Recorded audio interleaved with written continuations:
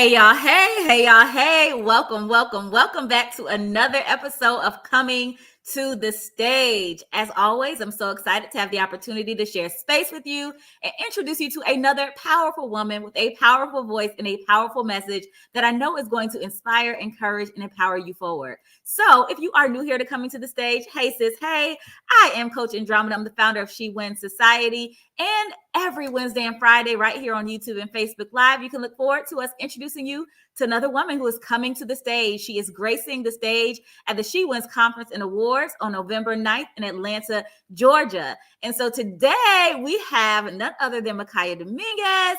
She is coming to the stage.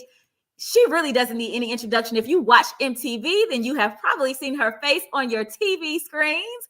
Also, she is a therapist. She is, let me just look at her, social psychology researcher. She's going to tell us more about that. A relationship scientist. Sis is all of the things. She is that girl. And so she's going to come to the stage right now and tell you more about her. We're going to get into a discussion about finding grace in motherhood and some other things that are going to encourage you, inspire you, and empower you. So stay right here. Hey, Michaiah. Hi. Thank you so much for having me. Yes, absolutely. I'm so excited to have you here. Like I said, you are that girl. You are doing all the things. I mean, I've been looking and seeing about you having your features in Essence and again, being on MTV and just being that girl. So for those who may not know you, can you just give us an introduction into who you are and what you do? Yes, absolutely. So thank you so much for the warm welcome and the intro. My name is Michaiah Dominguez. I am a therapist and relationship specialist. I have been a therapist for about 5 years now. So I'm actually pretty new to the therapy world.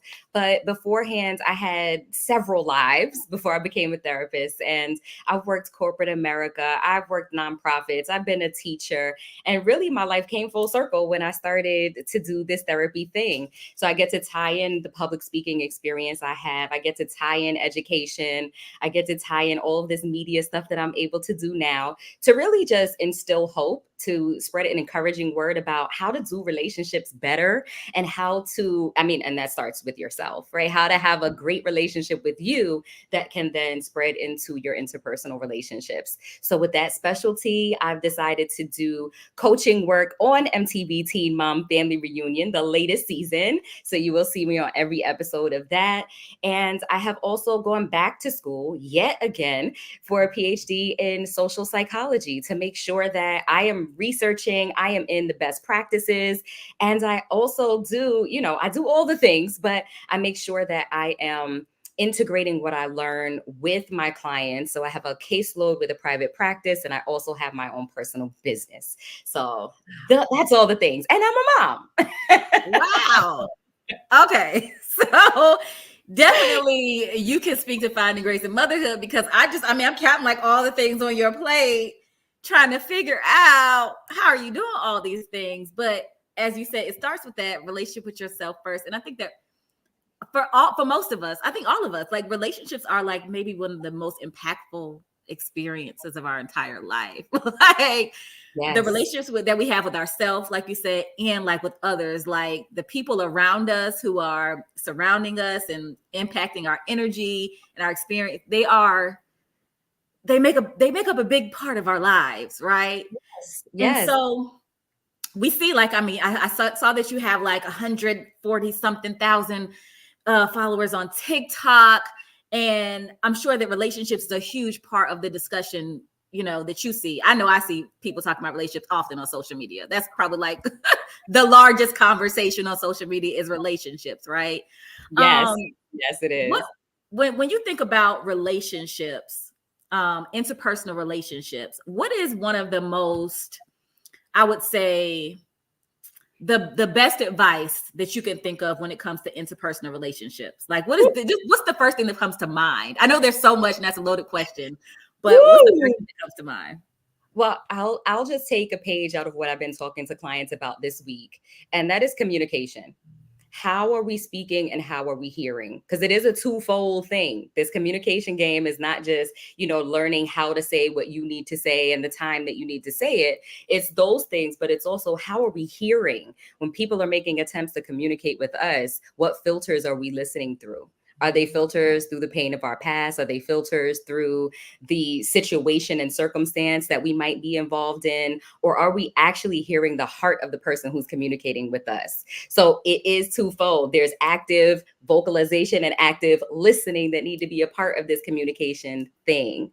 And what I've seen, in addition to needing some support and learning skills around effectively communicating and actively listening, is also this idea of like, am I talking at all?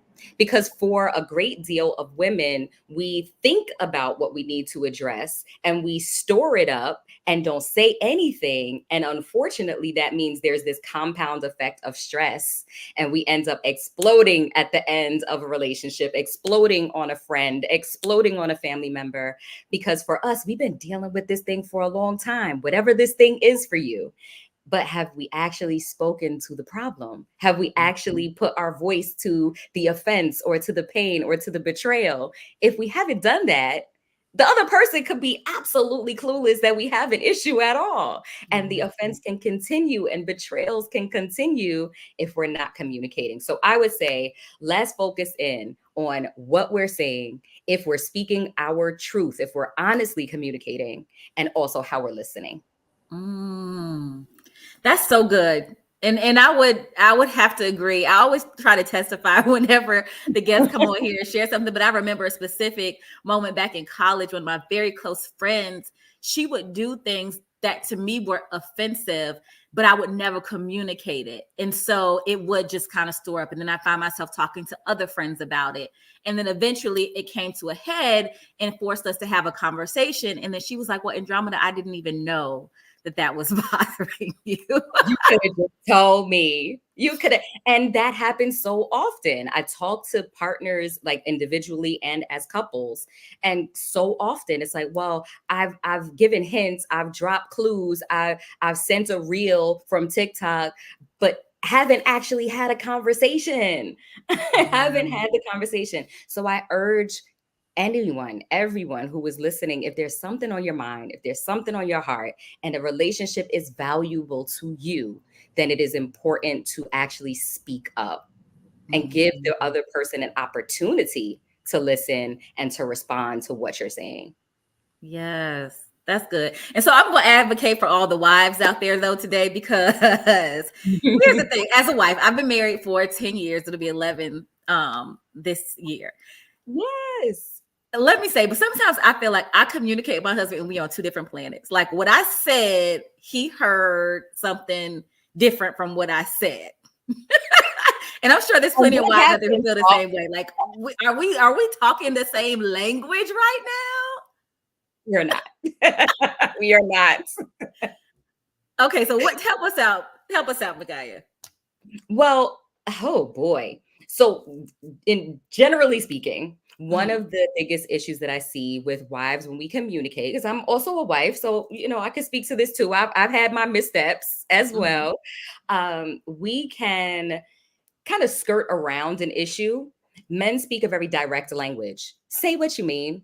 Say what you mean and mean what you say. And what we'll do, we'll give all of the supporting details and circle all the way back around, but the issue is still in the center unaddressed. Cut back the fat. Take out the details and get to this is how I feel and why.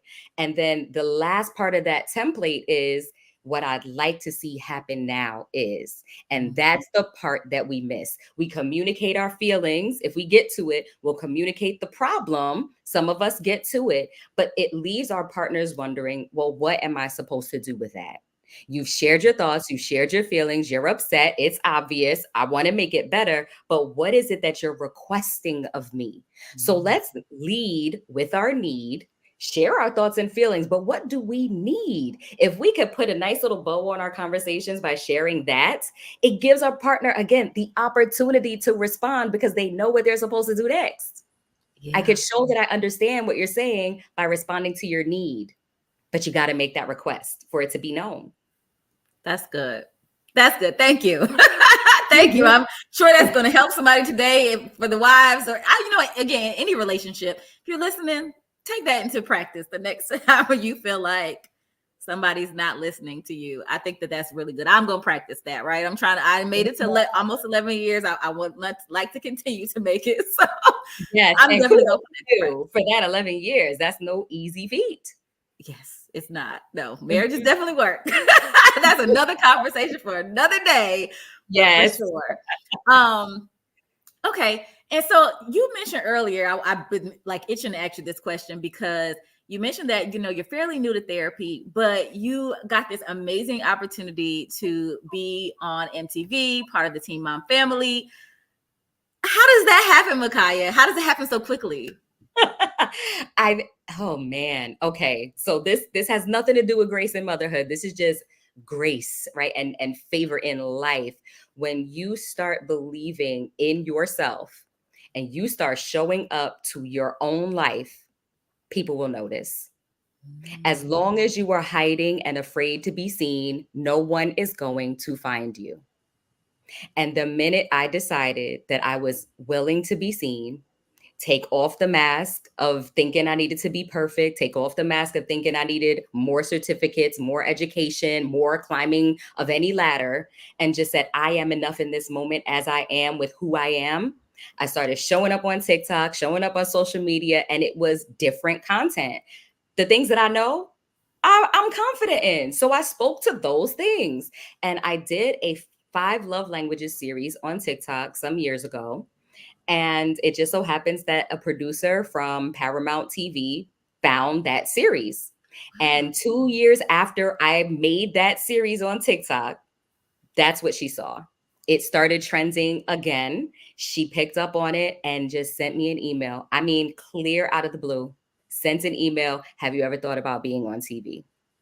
So I Wow. would encourage you, post the content, but show up as yourself in the content and don't delete the content because it lives forever as an archive of who you are and what you know. And you are never sure of who is going to stumble on that content, who needs it, who's going to be impacted by it, but also who you could form networks because of it and who you can be connected to and get opportunities from because of it.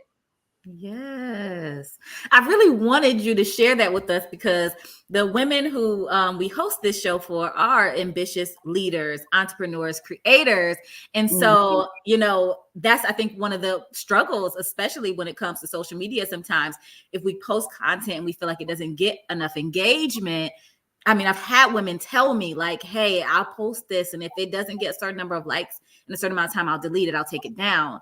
And so I think that was really important for you to share that 2 years later, two And years it performed pretty well. I think it was one of my most popular pieces of content. It later. performed well at the time, but I let it live. I let it Mhm. let it continue to grow and circulate. And 2 years later, there it was.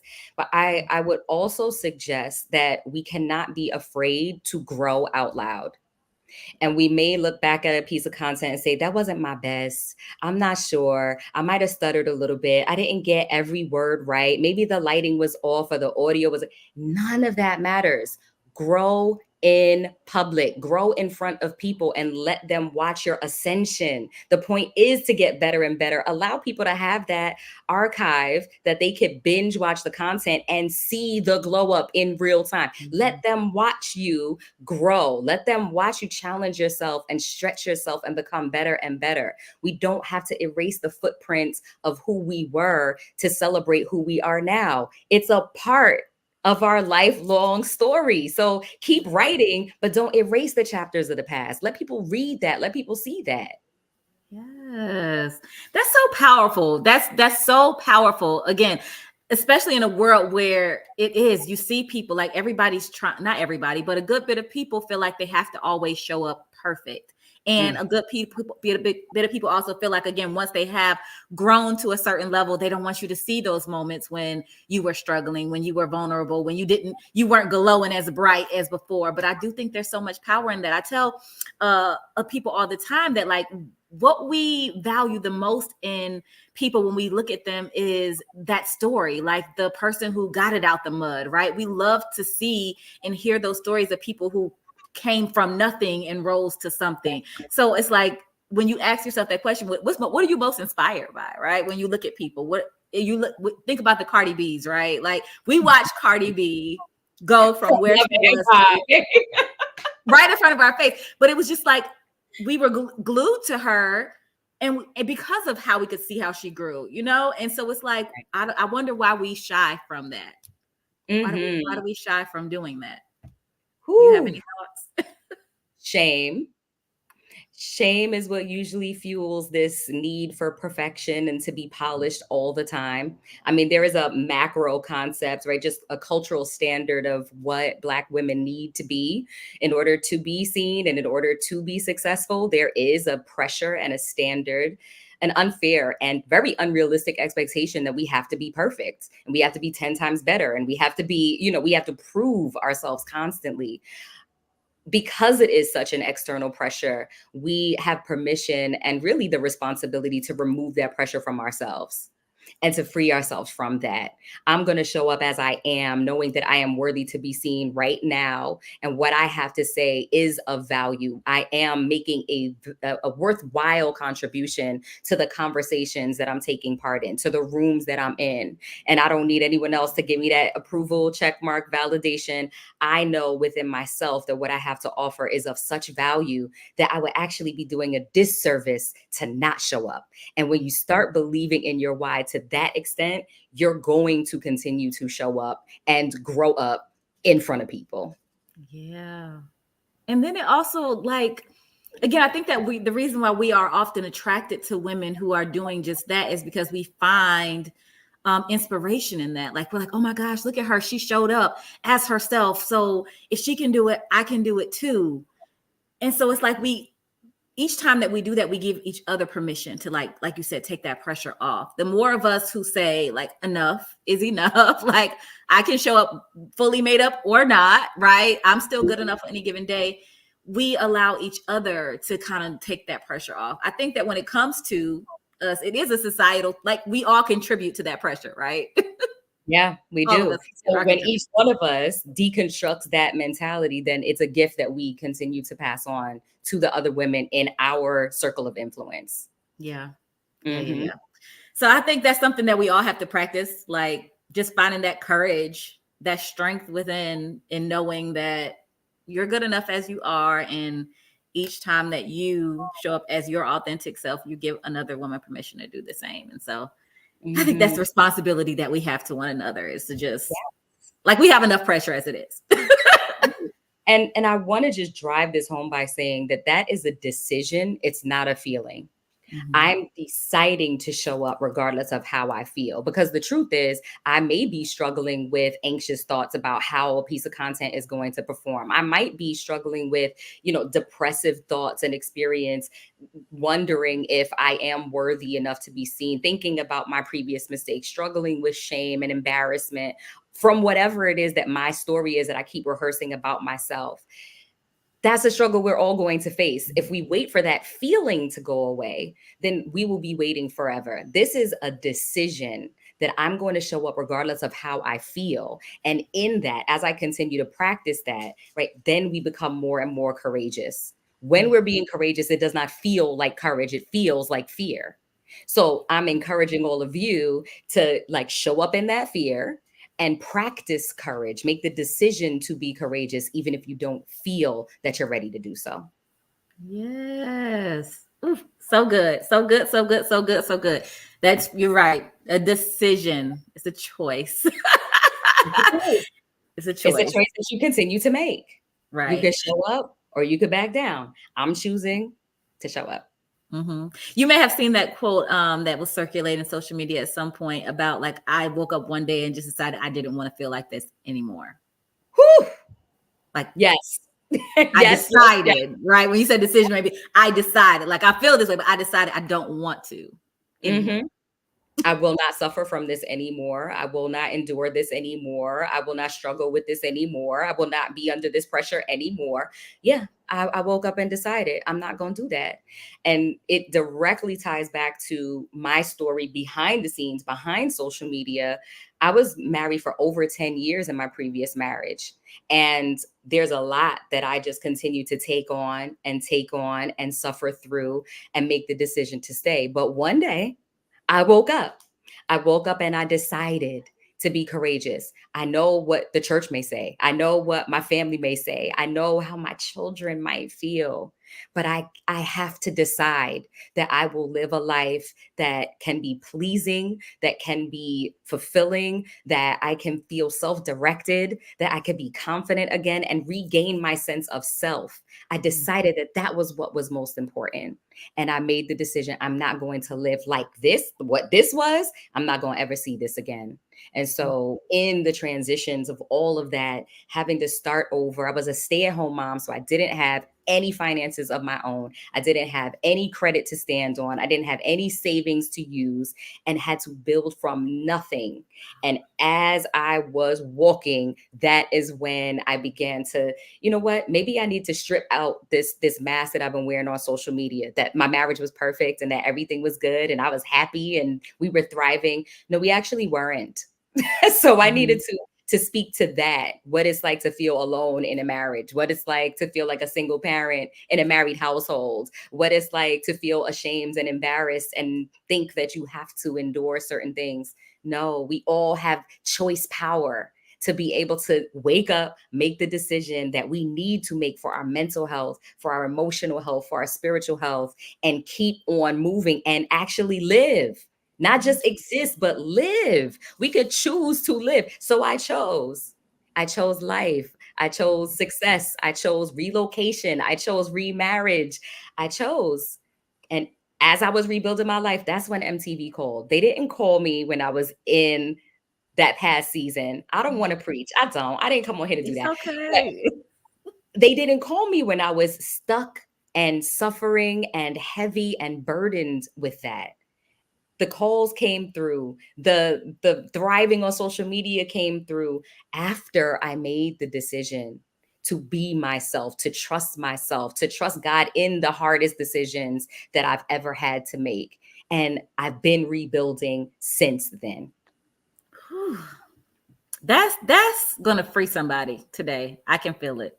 Mm, I can feel it. That's gonna free somebody today. It's what you just said is something that I think is the hardest thing for people to do is to start over, especially at a certain age, right? When we talk about giving ourselves grace, even as women, we mhm, will endure certain things after a certain age because we say, I can't start over now. Like you said, going from a stay-at-home mom, like you said, to not having really anything of your own and having to step out and create that for yourself. A lot of women are saying, I can't do that. I don't have the strength to do that. I don't mhm. even know what that looks like. So for you to be sitting here and sharing with us that not only did you do it, and also you got remarried, and as a result of you closing that chapter that was clearly expired, it opened up the door for you to actually step into more of God's grace, more blessings, more favor. Like that's so extremely powerful. And I So think it's worth saying that I'm still processing some of those things. There's still grief, there's still loss, there's still difficulties with co-parenting, with negotiating time, with all of those things, but it's worth it. That choice was worth whatever I have to do to navigate, to fix, to rectify with my relationship with my ex-husband, with public perception, whatever that is, right? I eat that daily. There are mhm. things that I still have to process. So it's not that we make a decision and things automatically get better. We make the decision and then commit to seeing it through until we see better, until we live better, and not giving up in that time in the middle. So Mhm. I still am in the middle. I haven't Mhm. yet reached that end point where everything is settled and everything is good and everything is easy. No, no, it's not. I fly back and forth. I'm making arrangements to see my kids. I'm in court with my ex-husband. There is so much that's still being worked out. But in the midst of that, how I'm able to experience this grace during motherhood is that I see God's hand in all of it. And if I just stay committed and stay the course, I could see the duality of life, right? All of these blessings pouring in, but still having these challenges. But God is still good, still faithful, and I'm still growing in the midst of it. So we don't make the decision and things get easy. Sometimes you make a difficult decision and things get more difficult.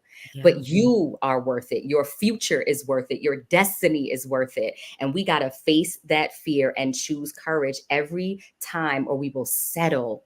We will settle and our destiny will die. We will settle and our success, any potential for our future, the doors that could be open to us will close. It's time to make some decisions. I want to encourage whoever's watching, it's time to make some decisions. And as difficult as they may be, make that choice and watch. Watch what happens. Watch. So powerful. So powerful. It's the it's the process. Like, you got to commit to the process. And again, that's what a lot of people run from is that stretching, that removing, that releasing, that molding, all of things happening in that process. Growth is uncomfortable. It is extremely uncomfortable. That's what I think, that if there's anything I could tell my younger self, I think it would be that, like, growth is uncomfortable. Like, you got to commit to the process. Just because you have a goal or a vision to get somewhere, don't think it's going to be easy. There's a process that's a part of it. And what I love most about your story is that you share that, like, even though you're still in the middle, it's so beautiful to see that even in the middle, even through the challenges, like, every step of the way, you can still see, like, God's grace. You can still see, okay, like, I'm in a difficult place right now, but I can still find a foundation, a solid foundation to stand on. Like, God did not leave me. I'm still okay, right? I'm still in one piece. I didn't fall apart. I still have everything that I need. That's beautiful. Yes. And MTV came in at one of the hardest times in my life. I had just moved from New York to Atlanta a few months prior. Actually, when she called me and I started interviewing, I was packing from New York to move to Atlanta. And by the time they had booked me for this and we did all the contract signing and all of that, I had finally transitioned to Atlanta. And that summer, I wasn't able to spend time with my boys. I was fighting to have equal time with my children that summer while I was also expediting my passport, getting a wardrobe, being styled, packing up to go to Colombia to film for MTV. So all of that, it could have taken me out, but the grace in motherhood allowed me to be able to be used in that MTV experience so that I could be reminded that there is purpose in my life as a woman, not just as a mother, not just as their mom, but as a woman. There's an impact that each of us are called to make outside of our homes, in the marketplace, in ministry, wherever it is that we have that influence, that voice, that presence. There is a purpose in you that expands beyond who you are in your home. And if you could trust that, even when motherhood is hard, even when circumstances are hard, you'll be able to move and make an impact so your children can see, oh, mommy is courageous. Mommy is strong. Mommy has made it through all those things. For us on the line, the moms on the line, we know how powerful that is. It brings me to tears when I think about what is the legacy I'm leaving, not just when I'm gone, but right now in front of my children, what is the life I'm living? I had to make that choice. And so that grace that was shown to me during the hardest time with fighting and failing, I'll be honest, failing. I did not get to spend sufficient time with them. But a month later, I was in Colombia filming the biggest opportunity in my life. What happens when we just give in to the hard situations? When we bow out, we tap out of our lives because things have gotten so overwhelming and so chaotic and so depressing, so heavy. You're missing your life if you bow out. So just a word of encouragement to those of you who are watching, stay in the game, stay in your life, stay in the race. Like, keep one foot in front of the other, because you do not know the strength your children are witnessing, how that is going to impact them in their own lives when they're faced with their own challenges, how they can rise to the occasion because they've seen mommy do it. And that is what's always going to keep me going. Mm. Yes, so good. I think we can all like as you're speaking, I'm thinking about moments in my life where it did the pressure just felt like it was so much. It felt like Mm. okay, this is it. Like I can't take anymore. And just when I felt like I couldn't take anymore, that phone rang, that email came, that payment was processed, that something happened that was just like a sign from God, like, nope, you keep going. And I always keep in mind that scripture, do not grow weary and well doing, for in due season you will reap if you faint not. And it's like God has already told us he know we gonna feel like fainting. Right, because we're gonna grow weary. He wouldn't have said it and given us that heads up if he didn't already foreknow that we were going to want to give up, that we were going to get weary. You're right. You're absolutely right. So we just gotta hold on to that. And so I do want to touch on this before we go. You we have been talking a lot about finding grace in motherhood, but this journey that you've been taking as a woman, and again, there's a saying that Dr. Phil would say. He would say you have to take care of your child's mother. He would always tell that to women, right? And so that's what I Wow. think of when I hear you, like you had to take care of your children's mother first, right? Because in order for you to be a good mom to them, you need to be whole and healthy. You need to be okay. That's And a fact. so a lot of women are struggling with doing just the things that you're talking about, like being able to prioritize yourself, your happiness, your wholeness, being able to go out there and pursue your purpose and your dreams while also being a mother. And I feel like that's finding the ultimate grace in motherhood. Also, the grace that you've given yourself to, again, like you relocated, your kids are in another state, but you're doing things that you need to do in order to prepare for a future and also show them that it's okay to be courageous throughout their lives as well. What advice do you have for a woman who is currently in a space where she's staying in that situation? Because I have family members who say, oh, I'm staying for the kids. I'm staying for the kids. I'm gonna stay and endure whatever, right? Or just struggling to find herself, right? She's lost herself and everything has become about her kids, but she no longer knows who she is when she looks at herself in the mirror. What advice do you have for that woman? Mm.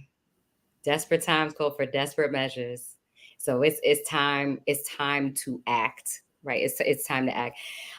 What would I say? Well, for those who were like me and say, I'm gonna stay for my children, right? I made a vow, I made a commitment, I'm not gonna break that, and I'm gonna stick this through, see this through, and pray it through and just, suffer long. I would, whew, I'm gonna bring you some clinical research-based information. Children pick up on all of the unspoken conflict and tension that you think you are hiding from them. We do our children a disservice when we assume that they just don't know what's going on. They feel it, they know it, they see it, they hear it. They are experiencing that pain with you. So staying for the children is actually doing the opposite of what we intend to. We think by staying, we're saving them. We think by staying, we're covering things up and making it pretty. We think by staying that they're going to have an easier life. But what we're actually doing is modeling dysfunction. And what children do, they mirror what is modeled for them. So if we model staying silent when someone abuses us or betrays us, hurts us, lies to us, steals from us, manipulates us, fill in the blank with your own story, right? When we model to them that it's okay to be misused, mistreated, and left to deal with your own emotions on your own, that is not what I wanted my children to mirror, to repeat. It is not the relationship that I would want them to have. It's not what I want them to see of me or their father. So if I'm going to save them, if I'm going to help them, if I'm going to model something healthy for them, then I'm going to have to make a difficult choice and release the need to live out the dream I had when I was younger about what family was going to look like.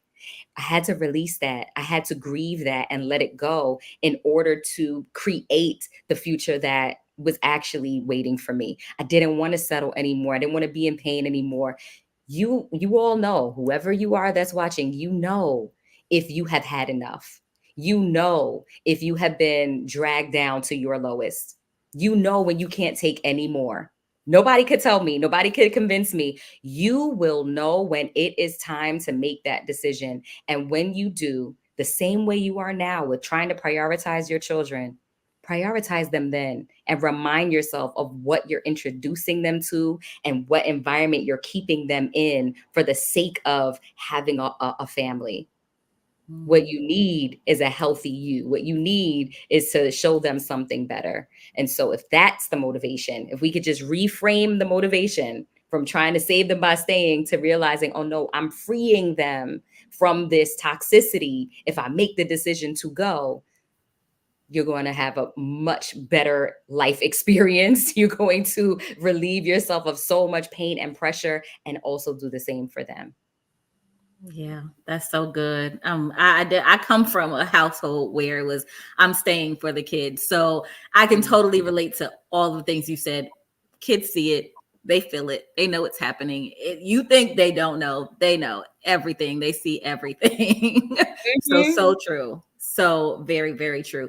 And then the last thing I want to ask you, just because I talk to a lot of women, both moms, both not, but you talked earlier about, like, again, how the most important relationship that you have is with yourself. And so I've talked to a lot of moms and women just in general about the struggle to prioritize self-care, specifically for moms though.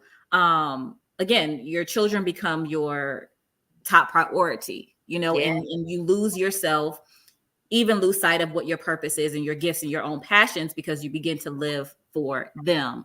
So I love seeing that you're out here and you're being a mom, but you are also pursuing your purpose and you're also doing all these amazing things in the world that are helping other people. What tips do you have for a woman who's feeling like she can't find time for herself or her purpose because she's a mom? Mm. So I would say do what is developmentally appropriate. And here's what I mean by that. I cannot give the same advice to a mother of a newborn that I could give to a mother of a teenager. I cannot give the same advice to a mom of a toddler that I would to a mom of a 25-year-old. We have to be able to accept, understand, and function within what our children do need at their stage of development and at our stage in motherhood. When we first become a mother for the first time, we're introduced to a new self that a mother is born with our firstborn child. So this is a whole new function, a whole new role, a whole new facet of our identity. There is a specific type of grace for that. You're going to be up late. You're going to be exhausted. You're going to be like touch overwhelmed, right? Everybody's touching on me. Get off me. Those are things that are very specific to that part of motherhood. So self-care might look like being able to take a shower by yourself. Right, like it gets that bare bones. Like, let's just get a shower in, let's go to a nail appointment, let's get a bubble bath that we're not like with the baby monitor in our hands, right? It might involve gathering some community around you to get some support. But as your children get older and you have systems in place and a knowledge of who you are as a mother, then you can take some steps back, give your children some agency. Hello, somebody. Let your kids start cooking. Let your kids start getting their own snacks. Let your kids start choosing their own clothes.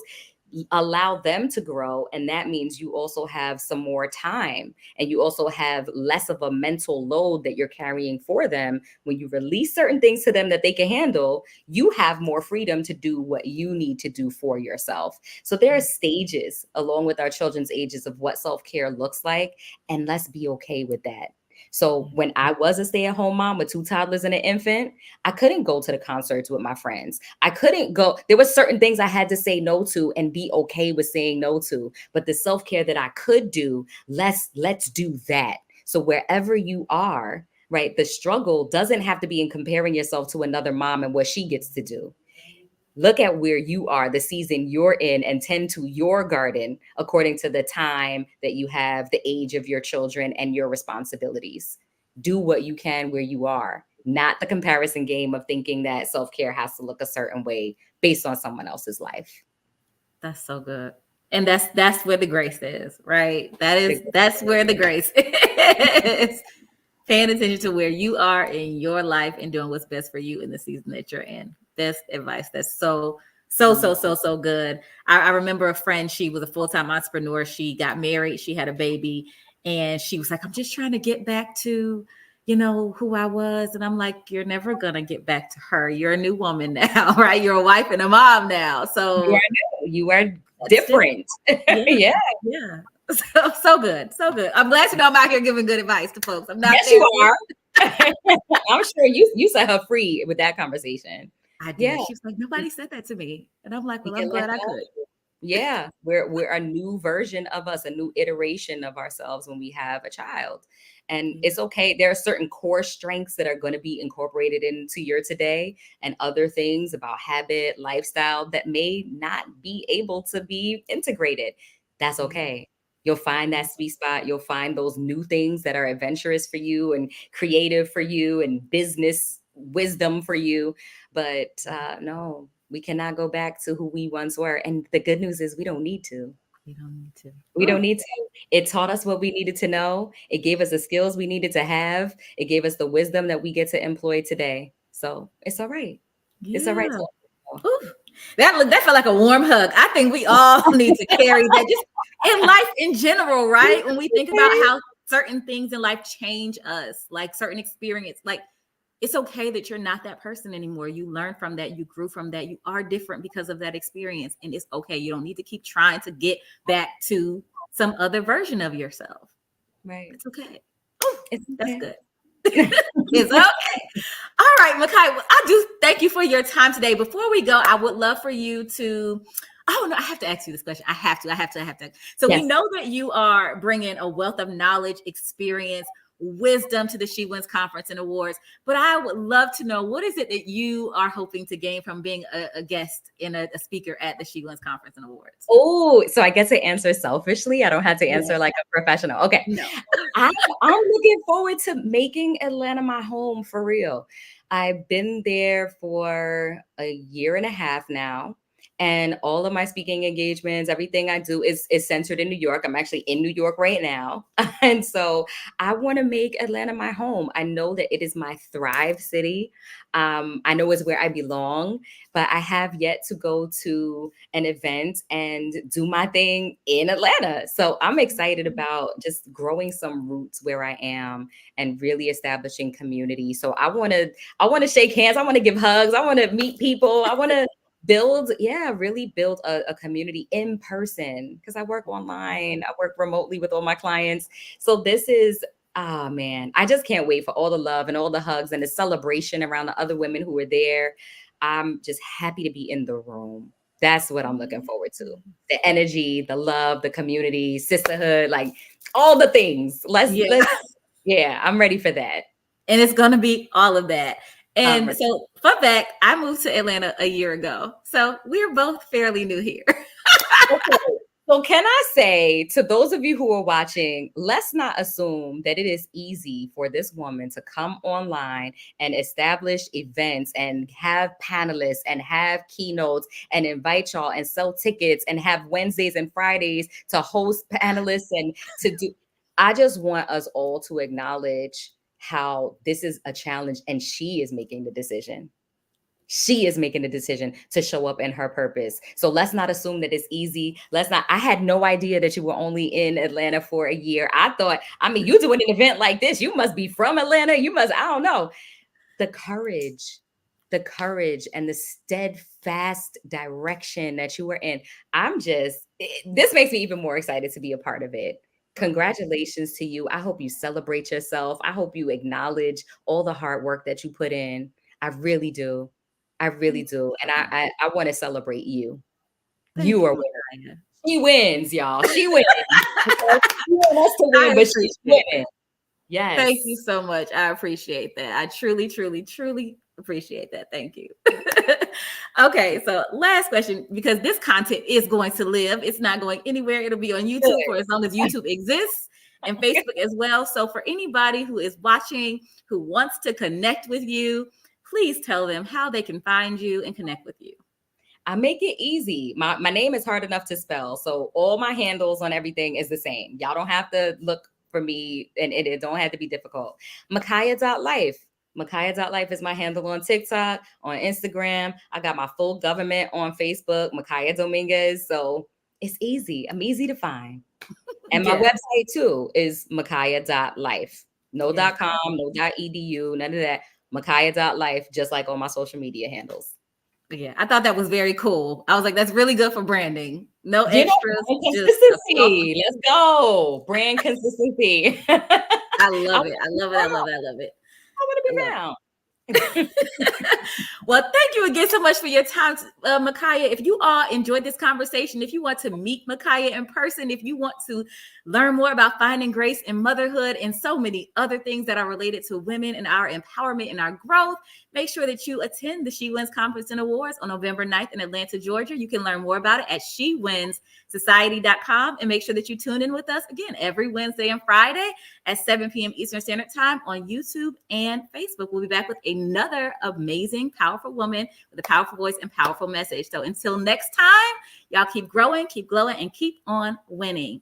Bye. Good night.